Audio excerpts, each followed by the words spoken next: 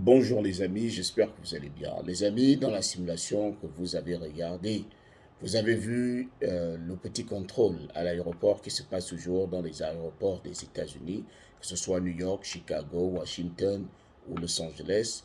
Lorsque vous arrivez, on va inspecter vos bagages.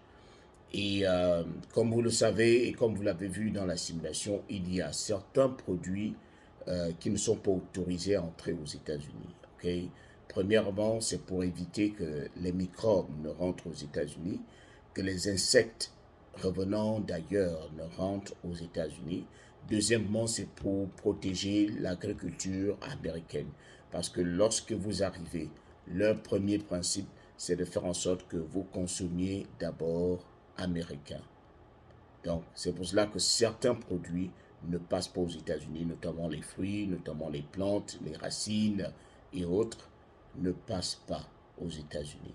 Donc, ce qui est là, c'est quoi? Lorsque vous arrivez dans la simulation, vous avez vu que la personne a reçu une amende de 300 dollars, tout simplement parce que lorsque vous arrivez à l'aéroport, lorsque vous êtes même dans l'avion et vous êtes sur le point d'atterrir à New York par exemple ou à Chicago, on vous fait passer dans l'avion des documents de déclaration. Un document de déclaration, c'est-à-dire vous dites tout ce que vous possédez dans vos bagages.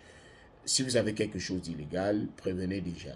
Et lorsque vous arrivez au contrôle, on vous pose encore la question, est-ce que vous avez des fruits frais? Est-ce que vous avez des choses illégales ici pour les États-Unis dans vos bagages? Si vous dites que vous en avez, on ne va pas vous coller une amende parce que vous avez été honnête.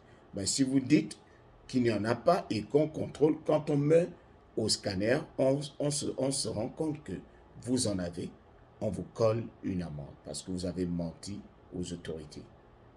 Donc, il y a des amendes lourdes qu'on peut vous attribuer lorsque vous arrivez à New York. Donc, dites déjà la vérité. Et le principe, c'est que lorsque vous quittez votre pays, vous devriez connaître le contenu de votre bagage.